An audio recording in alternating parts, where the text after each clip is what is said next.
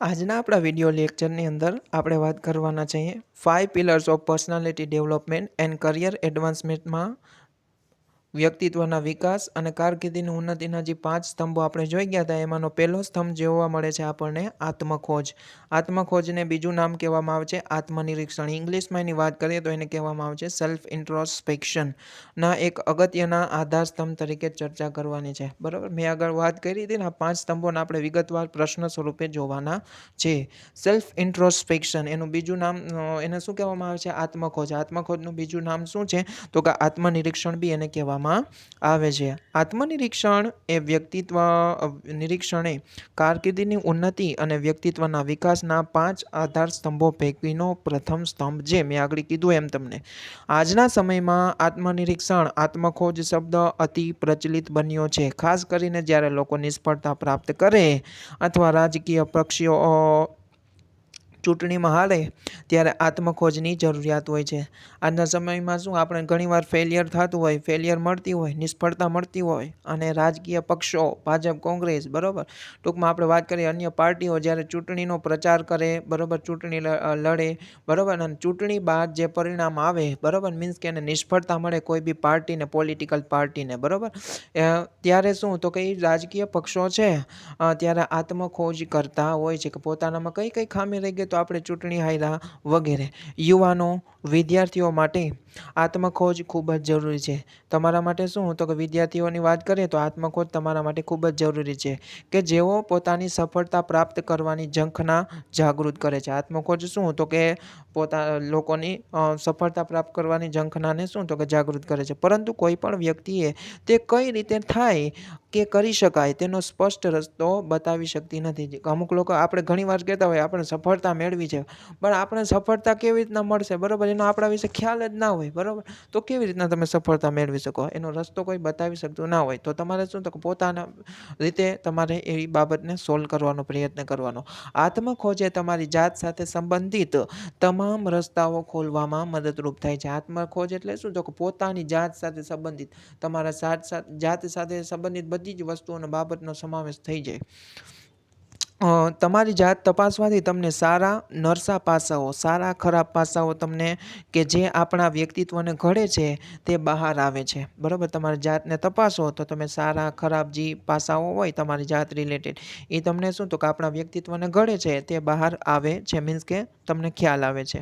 સ્વામી વિવેકાનંદ કહે છે કે દિવસમાં ચોક્કસ તમારી જાત સાથે એક વખત વાત કરો, નહીં તો તમે એક મહાન માણસ સાથેનો સાથ ચૂકી જશો. શું કહે છે સ્વામી વિવેકાનંદ મતે આપણે વાત કરીએ તો દિવસમાં ચોક્કસ તમારે એક વાર તો શું તો કે તમારી જાત સાથે વાત કરવાનો, નહીં તો શું થશે તો કે તમારે એક પોતાના મહાન માણસ, બરાબર, એનો સાથ ચૂકી ગયા. સ્વામી વિવેકાનંદના મતે મહાન માણસ એ તમારો આત્મા છે. પ્રાચીન ગ્રીક સમુદાયમાં ખૂબ જ સ્પષ્ટપણે નાવ યોર સેલ્ફ, તમારી જાતને ઓળખો, એ વિશે ઘણું બધું લખાયેલું છે. આત્મખોજ આત્મનિરીક્ષણની જરૂરિયાતો શું? આત્મખોજ શું કામ કરવામાં એની જરૂરિયાત શું તો એના વિશે આપણે જોવાનું છે. આત્મખોજની જરૂરિયાત સામાન્ય રીતે પ્રસંગોપાત મળતી નિષ્ફળતાઓમાંથી જન્મે છે.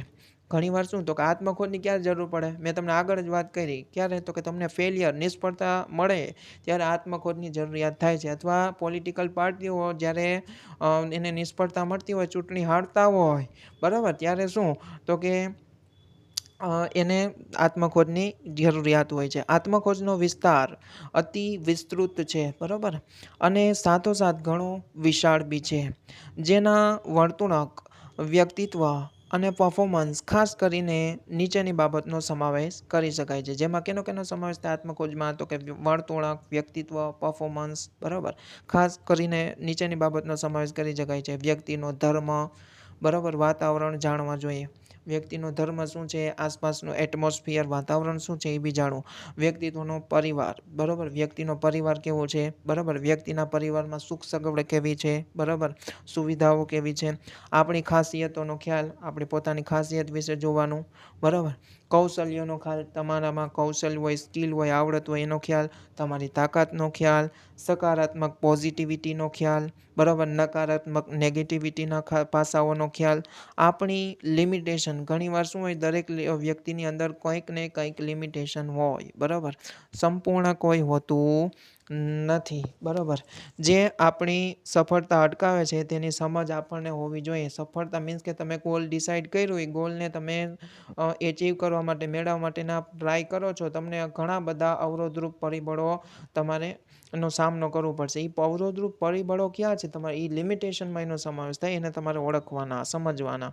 જે કોઈ ઉપાયો અને ટીકા જે ભૂલ સુધારવામાં થઈ શકે છે. જો કોઈ ઉપાયો અને ટીકા હોય, ઘણીવાર શું આપણે કામ કરતા હોય તો લોકો ટીકા કરતા હોય, તો એને કંઈ આપણે સામે જવાબ નથી દેવાનો. આપણે શું તો કે આપણી રીતના વર્ક કરવાનું. એ ટીકા જે ટાઈપની કરતા હોય ને એમાંથી તમારે બોધપાઠ લેવાનો. ઘણીવાર એ બી તમારી સફળતા માટે સાબિતરૂપ થાય, મદદરૂપ સાબિત થાય. આવે છે આત્મખોજ અને આત્મનિરીક્ષણની પ્રક્રિયા. ઓમાં જરૂરિયાત જોઈએ હવે પ્રક્રિયા. આપણી પ્રાચીન તત્વચિંતનમાં આત્મખોજ, આત્મનિરીક્ષણને આધ્યાત્મિક અર્થ મેળવ્યો છે. આત્મખોજ વ્યક્તિને અંદરથી પોતાની જાતને જણાવવાનું કહે છે. આત્મખોજ એટલે શું તો કે વ્યક્તિને પોતાની અંદરથી પોતાના જાત વિશે જણાવવાનું, જેમાં વ્યક્તિનો મૂળભૂત હેતુઓ, ફંડામેન્ટલ જે રાઈટ હેતુ હોય, બરાબર, ઓબ્જેક્ટિવ, વ્યક્તિના સંબંધો, વ્યક્તિનું અસ્તિત્વ, વ્યક્તિનું જીવન, વ્યક્તિનું જીવન ધોરણ, વ્યક્તિત્વની બાહ્ય પરિબળો, આંતરિક પરિબળો, વ્યક્તિના આસપાસની તમામ બાબતો, વ્યક્તિના આસપાસની તમામ વસ્તુઓ અને પાસાઓ જે જીવન ધોરણને અસર કરતા હોય. આ બધી બાબતનો સમાવેશ કેમાં થાય છે તો કે વ્યક્તિત્વના આત્મખોજની અંદર કરવામાં આવે છે. ઉપરોક્ત તમામ બાબતનો સમાવેશ આત્મખોજમાં કરવામાં આવે છે. વ્યક્તિની ગંભીરતાપૂર્વક કરેલી આત્મખોજ કે આત્મનિરીક્ષણની પ્રક્રિયા વ્યક્તિને મળેલી સફળતા હોય છે. ગંભીરતાપૂર્વક જો તમે સિરિયસલી તમારે આત્મખોજ કરો ને તો તમારે શું તો કે તમે સફળતા, એક જાતની સફળતા મળે ને, અમુક વાર તમને નિષ્ફળતા એવી સાબિતરૂપ થાય. એમાં કહેવાય એમ માંગે છે વ્યક્તિની ગંભીરતાપૂર્વક કરેલી આત્મખોજ કે આત્મનિરીક્ષણની પ્રક્રિયા વ્યક્તિને મળેલી સફળતા હોય કે પછી ભલે નિષ્ફળતા હોય તેના પાછળના કારણો, રહસ્યો, હકીકત અને આત્મખોજથી આવે છે. ઘણીવાર નિષ્ફળતા મળતી હોય તો જ ખાલી આપણે આત્મનિરીક્ષણ નથી કરવાનું, બરાબર. સફળતા મેળવવા માટે બી એક એનો સફળતા મેળવવા માટેની બી એક ટિપ્સ છે. શું તો કે આત્મખોજ. તમે સફળતા ઝડપથી મેળવી શકો એના રસ્તાઓ કેવી રીતના, ટૂંકમાં તમારી લિમિટેશન વિશે જાણવું હોય તો આત્મખોજ કરવાનું. તમારી આવડત છે, સ્કિલ છે, તમારામાં કૌશલ્ય છે, પછી તમારી પોઝિટિવ ફેક્ટર છે, નેગેટિવ ફેક્ટર, આ બધી બાબત કેના તરફથી જાણી શકાય તો કે આત્મખોજી. આ બધી બાબત જાણો તો સફળતા મેળવવા માટે તમને ઉપયોગરૂપ સાબિત થાય. એટલે શું તો કે ખાલી એ તો નિષ્ફળતા મળે એટલે જ આત્મખોજ નથી કરવાનું, બટ જ્યારે સફળતા મળી હોય તો બી આત્મખોજ તમે કરી શકો છો અને તમારી હકીકત, કારણો, રહસ્યો વગેરેનો ખ્યાલ આવે છે.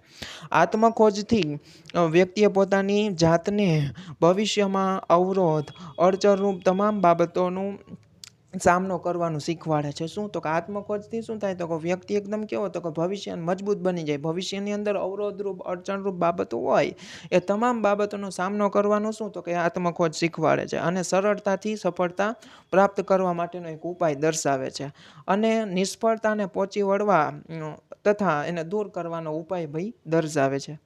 સફળતાને ઝડપથી હાસિલ કરી શકે છે એનો ઉપાય દર્શાવે તથા નિષ્ફળતા મળેલી હોય અથવા એને પહોંચી વળવા, બરાબર, એનો સામનો કરવા માટેનો શું તો કે ઉપાય દર્શાવે છે. પ્રસંગોપાત બહારના પરિબળોની વિચાર કર્યા વિના આત્મખોજ કરતા રહેવું જોઈએ, બરાબર. લોકો ભલે ગમે એ કહે, તમારે આત્મખોજ તમારા વિશે કરવું છે તો તમે કરો, બરાબર. આ પ્રકારની આદત તમને સતત કાર્યશીલ રાખશે. આત્મખોજ કરવાને એક જાતની આદત હોય તમને તો એ તમને શું તો કાર્યશીલ રાખે, વ્યસ્ત રાખે, વર્કિંગ, બરાબર.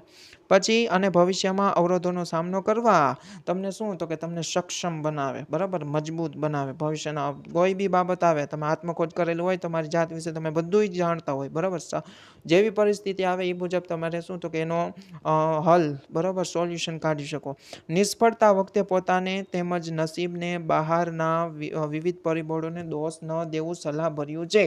નિષ્ફળતા મળે, આગળ આપણે જોઈ ગયા, જ્યારે બહારના પરિબળોને કે નસીબને દોષ ન દેવું જોઈએ, બરાબર. એક્ઝામમાં તમે ફેલ થાવ, ટીકેટી આવે તો કે એમ ના કહેવાય કે આ ભાઈ આ મારા દોસ્તાર મને કંઈ આઈએમપી પ્રશ્ન ના મોકલ્યા એના કારણે મને કેટી આવી, બરાબર. એ દોસ્તાર પ્રશ્ન મૂકે કે ના મૂકે, બરાબર, તમારું કર્મ હતું તમારે વાંચવાનું, બરાબર. તમે વાંચ્યું નહીં એટલે ફેલ થયા, બરાબર. એટલે નસીબને અથવા ઘણીવાર આપણે કહેતા હોય હું તો લખીને આવી હતી પણ મારા નસીબ જ એવા છે, મારા માર્ક નથી આવતા અથવા એટી કેટી આવે છે, બરાબર, પહેલેથી. બરાબર, નસીબને દોષ નહીં, તમારી મહેનત ઘટે છે ભાઈ, ખ્યાલ આવે જ. હા, હંમેશા સકારાત્મક વિચારો અને બાબતો સાથે જ આત્મખોજ કરવામાં આવે તો ચોક્કસ તમને સફળતા મળી રહે છે. હંમેશા કેવો સકારાત્મક વિચારો કરવાના અને એ બાબત સાથે આત્મખોજ કરવામાં આવે ને તો ચોક્કસ તમને શું તો કે એક સમયે સફળતા મળી શકે છે. ભાગ્યના આધારે બેસી ન રહેવું, બરાબર, નસીબના આધારે નહીં બેસી રહેવાનું, પરંતુ સતત પોતાને શું તો કે પ્રયત્નશીલ રાખવું, બરાબર, અને સરળતાથી સફળતા મળી શકે. સતત પ્રયત્નશીલ વર્કિંગ તમે કામ કરતા રહ્યું ને સતત, તો તમને ચોક્કસ એક દિવસ સફળતા મળશે જે તે લક્ષ્ય તરફ, બરાબર. અહીંયા સુધી આપણે આ લેક્ચરમાં રાખીએ. નેક્સ્ટ લેક્ચરમાં આપણે વાત કરશું સ્વમૂલ્યાંકન, જે કારકિર્દીની ઉન્નતિનો, બરાબર, અને પર્સનાલિટી ડેવલપમેન્ટ, વ્યક્તિત્વના વિકાસ માટેનો બીજો સ્તંભ આવે છે સ્વમૂલ્યાંકન. એને કહેવામાં આવે છે સેલ્ફ અસેસમેન્ટ. Thank you.